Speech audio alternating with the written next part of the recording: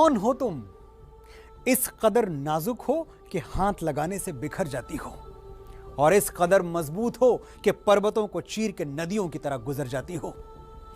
तुम्हारी आवाज इतनी मध्यम है कि तहजीब को भी तहजीब सिखा दे, और यही आवाज हक की गूंज बन जाए तो जुल्म के चट्टानों को तिनके की तरह उड़ा दे। ऐसी ठोकर नहीं बनी जो तुम्हें गिरा सके, फिर भी रोज हाथों से गिरती हो दुआओं जैसी। धूप जैसे तपते हुए हौसले हैं तुम्हारे, और खुद नजर आती हो छांव जैसी। हैरान हूं मैं, कैसे कुदरत ने तुम्हें इतने सारे जादू दे दिए, एक ही इंसान को मरियम का दिल और लक्ष्मीबाई के बाजू दे दिए। ये कविता मैंने आपको इसलिए नहीं सुनाई कि सुनने में अच्छी है, इसलिए सुनाई कि यह कविता सच्ची है। जितने आयाम, जितने डायमेंशंस एक औरत के व्यक्तित्व में होते हैं, मैंने किसी पुरुष में आज तक नहीं देखे। फिर भी हमारे समाज में महिलाओं को अपनी काबिलियत बार बार बार बार साबित करनी पड़ती है। यह दबाव लगातार बना रहता है कि आप खुद को पुरुषों के बराबर साबित करें। मैं समझता हूं कि दुनिया की कोई औरत पुरुष के बराबर नहीं हो सकती, वो पुरुष से बेहतर होती है। इसलिए देश और दुनिया की सभी महिलाओं को, नारी शक्ति को मेरा प्रणाम। मैं हूं मनोज मुंतशिर और आप देख रहे हैं भारत का युग। एक वर्किंग वुमेन, कामकाजी औरत इस दुविधा से हमेशा जूझती रहती है कि कहीं बाहर की जिम्मेदारियां निभाने में घर नजरअंदाज ना हो जाए। अक्सर ये दुविधा इतनी हावी हो जाती है कि अपनी तमाम काबिलियत के बावजूद वो खुद को घर, परिवार और बच्चों तक सीमित कर लेती है। ऐसे में अगर घर वाले हिम्मत दें, जाओ बाहर की दुनिया भी तुम्हारे लिए है, दिखाओ अपना जलवा, तो औरत कुछ भी कर सकती है। आज हम बात करेंगे कि क्यों देश के औपचारिक लेबर वर्कफोर्स में महिलाओं की हिस्सेदारी बढ़नी चाहिए, और क्या गृहिणियों को, होम मेकर्स को भी उनके काम का मेहनताना मिलना चाहिए, ताकि अर्थव्यवस्था में उनके योगदान को सही पहचान मिल सके। देश की आधी आबादी को उनका सही मकाम मिले, इसके लिए अभी और कितना इंतजार करना होगा।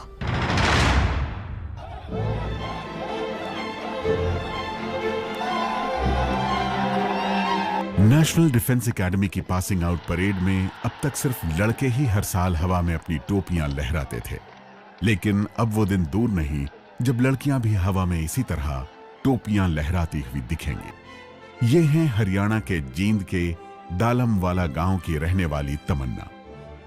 इनके पिता किसान हैं। तमन्ना को इंजीनियर, डॉक्टर बनने की चाह नहीं है, ना ही इन्हें कॉर्पोरेट सेक्टर की नौकरी में दिलचस्पी है। तमन्ना भारतीय सेना का हिस्सा बनना चाहती है। I want to become an Indian Army officer. तमन्ना की तरह जींद के पेटवाड़ गांव की रहने वाली अनीशा ही सेना में जाना चाहती हैं। पिता एक प्राइवेट कंपनी में सुपरवाइजर हैं और मां गृहिणी। घर में माता पिता के अलावा एक भाई है। बचपन से ही अनीशा सेना में जाने के सपने देखती थी, लेकिन पहले लड़कियों का जाना संभव नहीं था, लेकिन अब रास्ते खुल गए हैं। लड़कियां लड़कों से कम नहीं है, हर फील्ड में लड़कियां लड़कों से आगे हैं, तो हमें ये बात प्रूव करनी है कि लड़कियां किसी से कम नहीं हैं। इन लड़कियों के लिए एनडीए की परीक्षा देना इसलिए संभव हो पाया क्योंकि सुप्रीम कोर्ट ने इस साल अगस्त में ऐतिहासिक जजमेंट देते हुए लड़कियों के लिए भी एनडीए के दरवाजे खोल दिए। 66 साल के एनडीए के इतिहास में ऐसा पहली बार हुआ है। इस बार एनडीए के एग्जाम के लिए देश में 5,70,000 छात्रों ने फॉर्म भरा है, जिनमें से 1,78,000 लड़कियां हैं, यानी लगभग एक तिहाई। हालांकि इस परीक्षा के जरिए सिर्फ 400 छात्रों को ही चुना जाएगा। मुझे लगता है अगले 40 सालों में जहां मैं खड़ा हूं, वहां एक महिला जनरल खड़ी होंगी। अब वक्त आ गया है कि देश में हम और आप भी महिलाओं की अहमियत को समझें और देश की आधी आबादी को उसका सही हक दिलाने में मदद करें। उन्हें देश की वर्कफोर्स का बड़ा हिस्सा बनाएं। भारत के पहले प्रधानमंत्री पंडित जवाहरलाल नेहरू का कहना था कि लोगों को जागृत करने के लिए महिलाओं का जागृत होना जरूरी है। एक बार जब वो अपना कदम उठा लेती हैं तो परिवार आगे बढ़ता है, गांव, शहर, देश आगे बढ़ता है और राष्ट्र विकास की ओर उन्मुख होता है। नेहरू के ये शब्द जितने प्रासंगिक तब थे उतने ही आज भी हैं। मौजूदा प्रधानमंत्री नरेंद्र मोदी भी देश की बेटियों को आगे लाने की बड़ी सोच रखते हैं। हमारी माताएं बहनें परिवार की भी एक अहम इकाई है। हमारा भविष्य निर्माण करने के लिए हमारी माताओं बहनों का योगदान बहुत बड़ा होता है। आधुनिक अर्थव्यवस्था में महिला का मतलब सिर्फ एक जेंडर नहीं है, बल्कि एक सोच है। एक महिला का मतलब है कुशल मैनेजर, प्लानर, मल्टीटास्कर और फाइटर। हमने देवी मां की जो कल्पना की है 10 भुजाओं वाली, वो शायद सच ही है। सिर्फ देखने में औरत के 2 हाथ नजर आते हैं, उनका चौतरफा योगदान देखिए तो वो 10 हाथों से काम करती हैं। उनकी जरूरत हर दिन है, हर तरफ है। 2-4 सरकारी योजनाएं उनके नाम पर कर देना काफी नहीं है। देश के हर सेक्टर में उनके लिए जगह होनी चाहिए, चाहे प्राइवेट सेक्टर हो या सरकारी। हर जगह महिलाओं की भागीदारी बढ़नी जरूरी है। स्थितियां पहले से बेहतर हुई हैं, लेकिन अभी बहुत गुंजाइश है। फाल्गुनी नायक सफलता की वो कहानी है जिस पर आज पूरे देश को नाज है। फाल्गुनी ऑनलाइन स्टोर नायका की सीईओ है। नायका ब्यूटी और कॉस्मेटिक्स बेचने वाली ई-कॉमर्स कंपनी है। IIM अहमदाबाद में पढ़ी लिखी फाल्गुनी ने इन्वेस्टमेंट बैंकर की नौकरी छोड़कर 9 साल पहले यह स्टार्टअप शुरू किया था। 50 की उम्र में नौकरी छोड़कर अपना बिजनेस शुरू करते वक्त कई लोगों ने इन्हें हतोत्साहित किया था, लेकिन फाल्गुनी के इरादे मजबूत थे। वो बहुत दूर की सोच रही थी। आज वो अपने दम पर कारोबार खड़ा करने वाली देश की सबसे अमीर महिला हैं। हाल ही में शेयर बाजार में लिस्ट होने के बाद इनकी कंपनी नायका की मार्केट वैल्यू 1 लाख करोड़ रुपए की हो गई है। इस IPO की वजह से फाल्गुनी नायर की निजी संपत्ति करीब 50,000 करोड़ रुपए की हो गई है। अभिनेत्री Aishwarya Rai, boxer Mary com, badminton खिलाड़ी PV सिंधु, स्टेट बैंक की पूर्व chairperson Arundhati Bhattacharya, pharmaceutical company Biocon की मालिक किरण मौजूमदार शॉ जैसी सफल महिलाओं के उदाहरण भारत में मौजूद हैं। लेकिन भारत जैसे 130 करोड़ की आबादी वाले देश में ये ऊंट के मुंह में जीरे जैसा है। यह है पद्मश्री से सम्मानित कारोबारी कल्पना सरोज। मुंबई की रहने वाली कल्पना सरोज उन तमाम महिलाओं के लिए प्रेरणा स्रोत हैं जिन्होंने अपने दम पर कई सामाजिक अड़चनों का सामना कर कारोबारी जगत में एक ऊंचा मकाम बनाया है। एक जमाने में सिलाई करके 2 रुपए की दिहाड़ी कमाने वाली कल्पना आज हजारों करोड़ की कंपनियां चलाती हैं।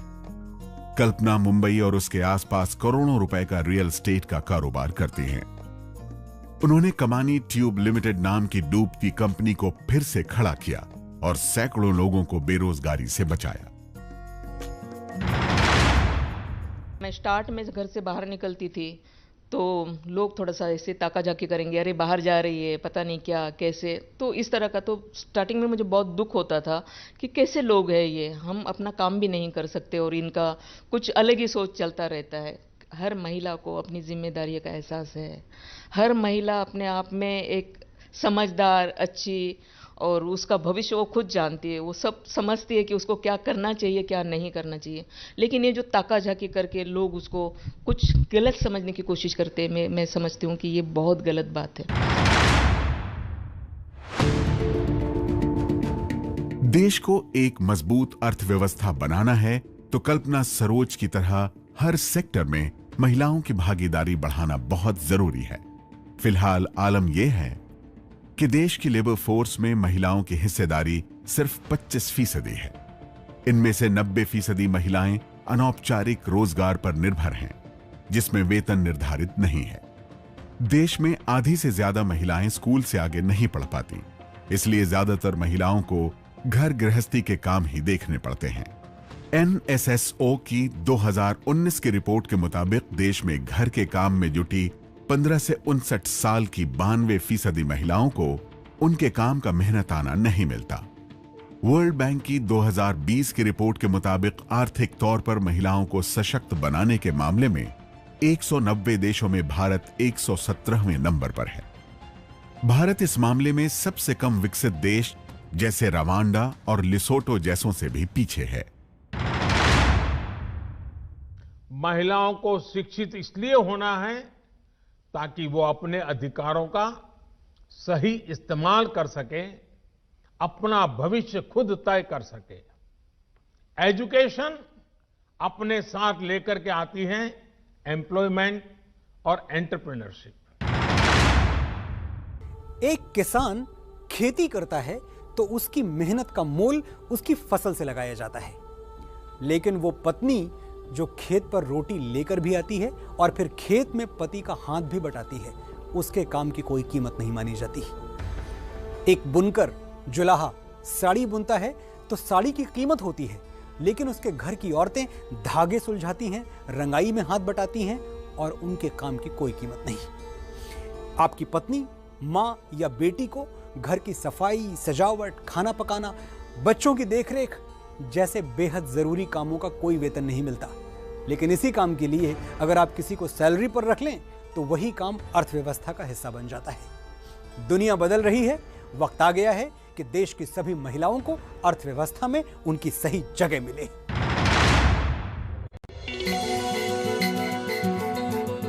ये है मुंबई की रहने वाली अरुण मनसुख।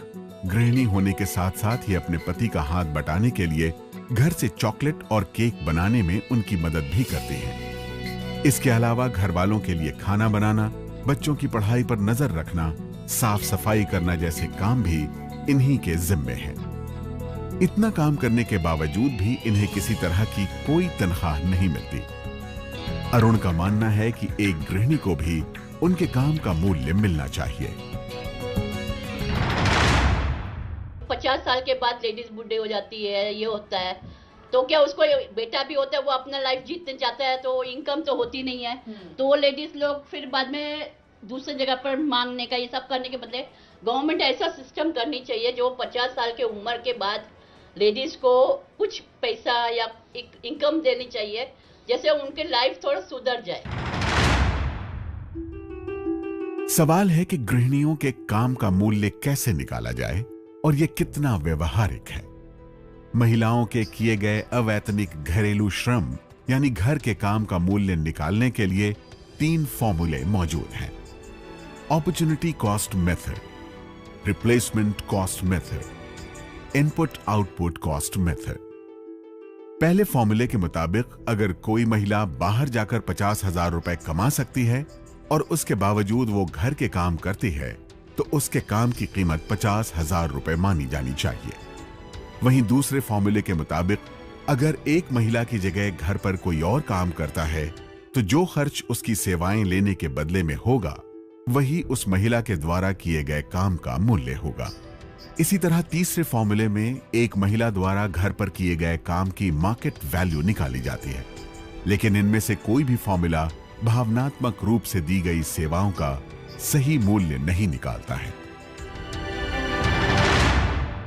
भारत में ये व्यवहारिक तौर पर संभव नहीं है और यूरोप में जो फैमिली का कंसेप्ट है, परिवार की अवधारणा है, भारत में बिल्कुल अलग है। हमारे यहाँ भारत में महिलाओं के साथ घरों में व्यवहार, दुर्व्यवहार, अच्छा व्यवहार, बुरा व्यवहार कुछ भी होता हो, लेकिन वो एक सामान्य श्रमिक या कर्मी के तौर पर कभी नहीं देखी जाती। मेरे घर में बहन हो, पत्नी हो, माँ हो, वो हमारे लिए जो भी कुछ करती हैं उनके श्रम का कोई मूल्य हो ही नहीं सकता। दफ्तरों में युवा महिलाओं की भागीदारी तेजी से बढ़ी है, लेकिन शादीशुदा महिलाओं की गिनती घट रही है। घर, बच्चे, कामकाज ये सब एक साथ संभालना थोड़ा मुश्किल हो रहा है, लेकिन ये मुश्किल कोई आज की नहीं है। पीढ़ियों से महिलाएं इन समस्याओं का सामना कर रही हैं। मेरी मां एक वर्किंग वुमन थी, एक टीचर। सुबह 4 बजे उठती थी, सबका नाश्ता, खाना, कपड़े सारे इंतजाम करके 10 बजे स्कूल में हाजिर, 5 बजे वापस घर और फिर वही घर, बच्चे, चूल्हा, चक्की। मेरी मां की तरह उस दौर की हर कामकाजी महिला आज से कहीं ज्यादा रूढ़िवादी माहौल में काम करती थी, फिर भी उन्होंने काम के लिए घर से समझौता नहीं किया। वो समय अलग था न बच्चों की देखभाल के लिए कोई भरोसेमंद इंतजाम था, न आने जाने की पर्याप्त सुविधाएं और न ही खाने पीने की उचित व्यवस्था। लेकिन अब ऐसा नहीं है। अब सुविधाएं पहले से बेहतर हैं, काफी बेहतर हैं। जब देश और समाज में इतना बदलाव आया है तो फिर शादीशुदा महिलाओं की जिंदगी में क्यों नहीं।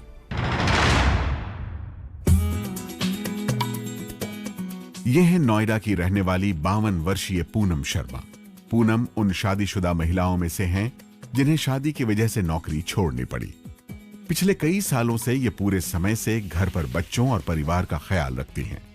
अब इनके बच्चे बड़े हो गए हैं, इनके पास खुद के लिए पहले से ज्यादा वक्त है। उम्र के इस पड़ाव पर ये फिर नौकरी करना चाहती हैं, लेकिन अब नौकरी मिलना आसान नहीं। इन्हें बहुत दुख होता है जब इन्हें कोई बेरोजगार की श्रेणी में गिनता है। मैं नौकरी कर सकती थी और करना भी चाहती थी, लेकिन कुछ कारणों से मैंने नहीं की नौकरी। कुछ ऐसे हालात थे जिनकी वजह से घर वालों की परमिशन नहीं मिली, तो इसीलिए मैंने नौकरी नहीं की। और अब जो है कुछ समय ज़्यादा हो चुका है तो लगता है कि भाई चलो अब तक नहीं की तो अब क्या करेंगे। शादीशुदा महिलाओं की वर्कफोर्स में भागीदारी का एक अच्छा उदाहरण ताइवान का है। ताइवान में 70 के दशक में लेबर वर्कफोर्स में महिलाओं की हिस्सेदारी करीब 38% थी, लेकिन 2015 के आते आते ये 51% हो गई है। इनमें बड़ी संख्या शादीशुदा महिलाओं की थी। भले ही ये उछाल बहुत बड़ा न दिखता हो, लेकिन ताइवान के पारिवारिक और सामाजिक ताने बाने को देखते हुए ये बड़ी बात थी। अगर वर्कफोर्स में महिलाओं की कुल हिस्सेदारी की तुलना करें तो एशियाई देशों में चीन सबसे आगे है। चीन की वर्कफोर्स में 64% महिलाएं हैं, जबकि सिंगापुर में 59%, ताइवान में 51%, दक्षिण कोरिया में 50%, जापान में 49% और भारत में सिर्फ 25%। आज हम पहले से ज्यादा पढ़े लिखे हैं, ज्यादा पॉलिश्ड हैं, ज्यादा आगे हैं, लेकिन बात औरत के हक की आती है तो पता चलता है कि हमारी सोच आज भी कितनी पिछड़ी हुई है। और ये पिछड़ी हुई सोच का मतलब कोई द्वापर या त्रेता युग से नहीं है। तब तो औरतों का मान बहुत ऊंचा था, उसकी भूमिका बहुत बड़ी थी। हमारे वेदों में ऋषि पत्नियों और ऋषि कन्याओं की रची हुई ऋचाएं शामिल हैं। अपाला और गार्गी जैसी महिलाएं हमारे ही यहां हुई हैं, जिनकी विद्वता का लोहा बड़े बड़े ऋषि मुनि मानते थे। बात बिगड़ी पिछले कुछ शताब्दियों में, और अब इतनी बिगड़ चुकी है कि बेटी अपने पिता और पत्नी अपने पति की इजाजत लिए बिना एक कदम भी घर से बाहर नहीं रख सकती। बेटी बचाओ बेटी पढ़ाओ ये नारा एकदम सही है, जरूरी है, लेकिन बेटी पढ़ेगी या नहीं, बहू घर से बाहर काम करेगी या नहीं, ये सब फैसले घर का मुखिया लेता है, जो हमेशा हमेशा मर्द होता है। पढ़ा लिखा समाज भी महिलाओं का शोषण करने में कोई कोर कसर नहीं छोड़ता। मेरे और आप जैसे समाज के अग्रणी तबके से आए लोग भी अपने गिरेबान में झांकेंगे तो मुमकिन है थोड़ी सी मैल मिल जाए। कभी न कभी जाने अनजाने हम भी महिलाओं को हाशिए पर डाल देते हैं और हमें पता भी नहीं चलता कि हमने गलत किया, क्योंकि हमारी जड़ें भी पैट्रियार्की में हैं। तो क्या करें, महिलाओं को कैसे मजबूत करें? एक ही तरीका है, उनमें लीडरशिप स्पिरिट, नेतृत्व की भावना पैदा की जाए और उन्हें सिर्फ रसोई घर का नहीं, पूरे घर का मुखिया बनाया जाए।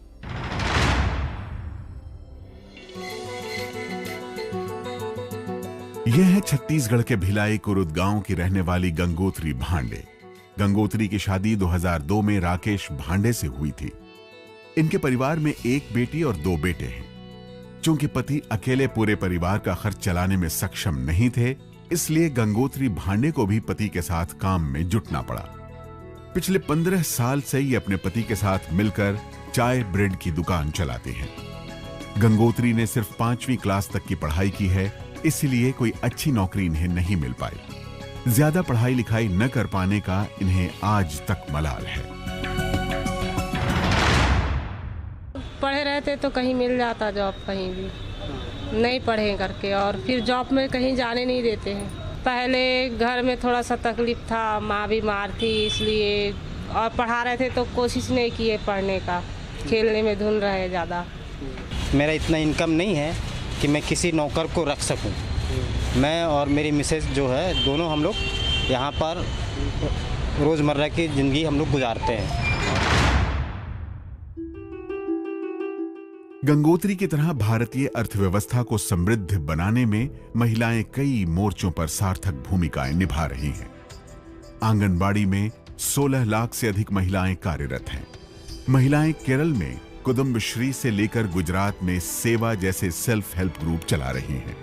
इसी तरह दीनदयाल अंत्योदय योजना राष्ट्रीय ग्रामीण आजीविका मिशन के तहत करीब 54 लाख सेल्फ हेल्प ग्रुप के तहत तकरीबन 6 करोड़ महिलाओं को जोड़ा गया है।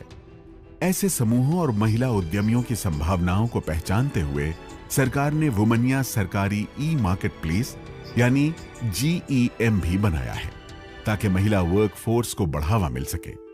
केंद्र सरकार ने नारी शक्ति योजना की भी शुरुआत की है, जिसके तहत वो हर साल महिला उद्यमियों को पुरस्कृत भी कर रही है। जब भी मैंने 1977 इंजीनियरिंग में एडमिशन लिया, मेरे कॉलेज में हार्डली कोई लड़कियां थी। तभी से स्ट्रगल चालू हुआ और फिर इंजीनियरिंग करके मैंने जो फील्ड सिलेक्ट किया वो भी मेल डोमिनेटेड था। ऑटोमोटिव इंजीनियरिंग वो एक बहुत ही ऐसी चीज़ है जिसमें महिला का होना बहुत ही मुश्किल। सो वो स्ट्रगल कंटिन्यू होता रहा सर। आज मैं इस मकाम पे पहुंची हूँ कि जहाँ मैं irrespective of whether I am a woman और अ मैन की वर्ल्ड में उनको लीड कर रही हूँ। ऑटोमोटिव रिसर्च एसोसिएशन को हेड कर रही हूँ और जो रेगुलेशंस है सेफ्टी एमिशन रेगुलेशंस उसको गवर्नमेंट को सलाह दे रही हूँ। मैकेंजी ग्लोबल की रिपोर्ट के अनुसार बेहतर जेंडर डाइवर्सिटी से साल 2025 तक वैश्विक जीडीपी में $12 ट्रिलियन की बढ़ोतरी हो सकती है।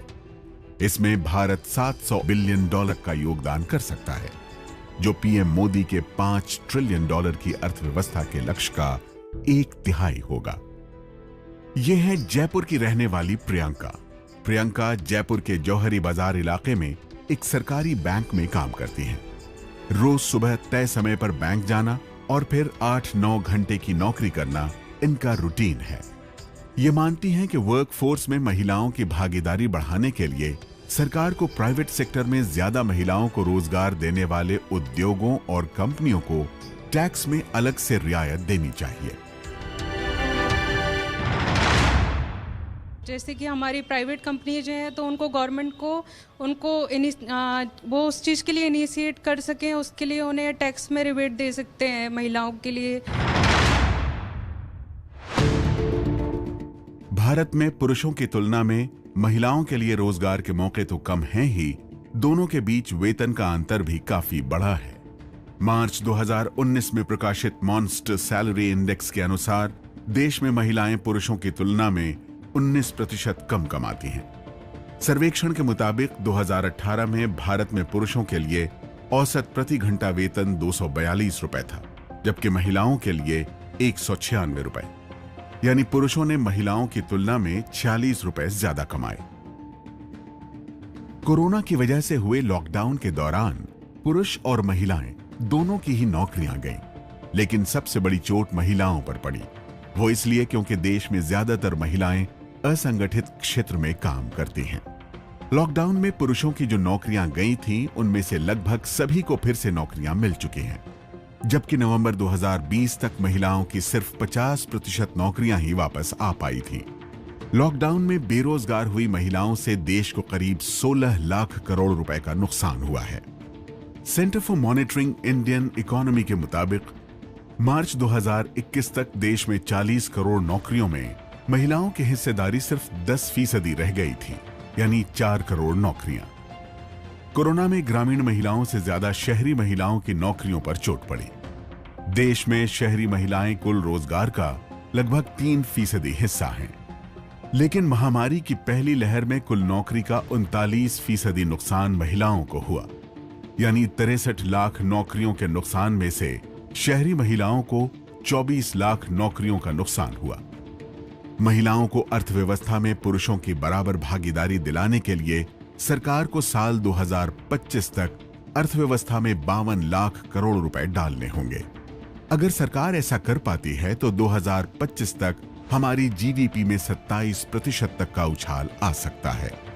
ऐसा होने पर अर्थव्यवस्था को 5 ट्रिलियन बनाने के करीब पहुंचाने का लक्ष्य भी हासिल हो सकता है।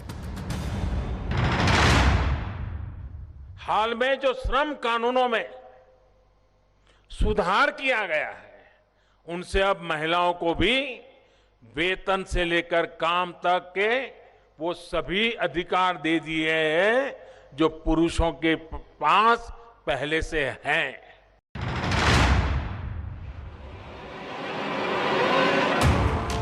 देश में कामकाजी आबादी में महिलाओं की घटती संख्या की स्थिति को पलटने के लिए सरकार रोजगार पैदा करने वाले कार्यक्रमों पर जोर दे रही है।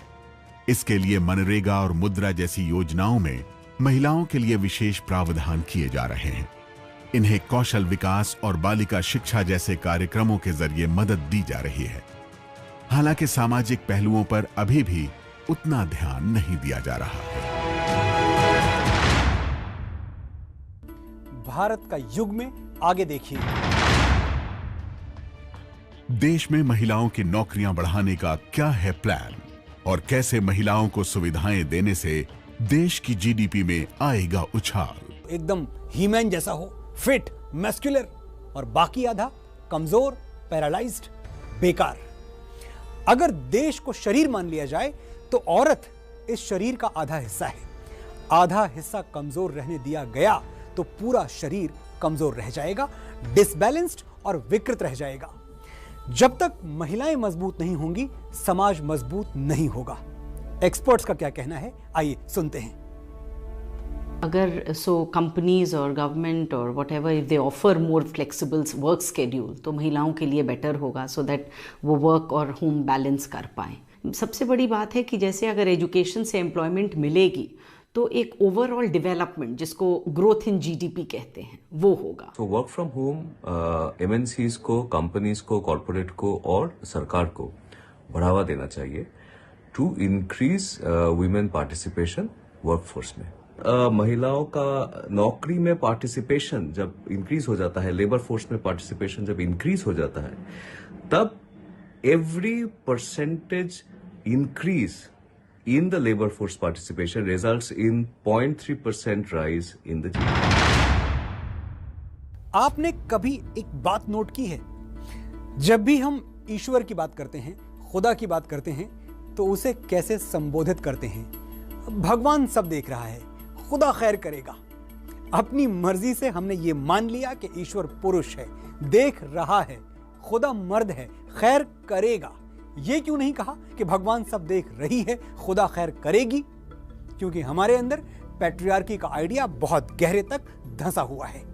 औरत के दिन तब बदलेंगे जब मर्द की सोच बदलेगी, जब झांसी की रानी का गुणगान करने के लिए उनको मर्दानी नहीं कहना पड़ेगा।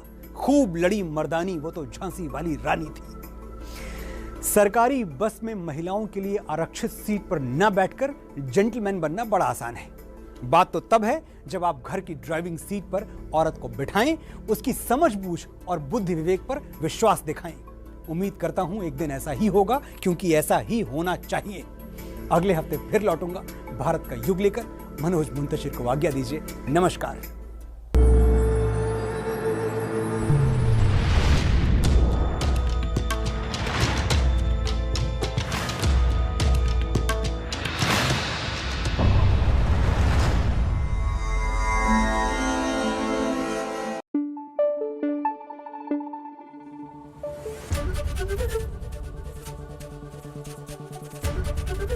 एबीपी न्यूज आपको रखे आगे।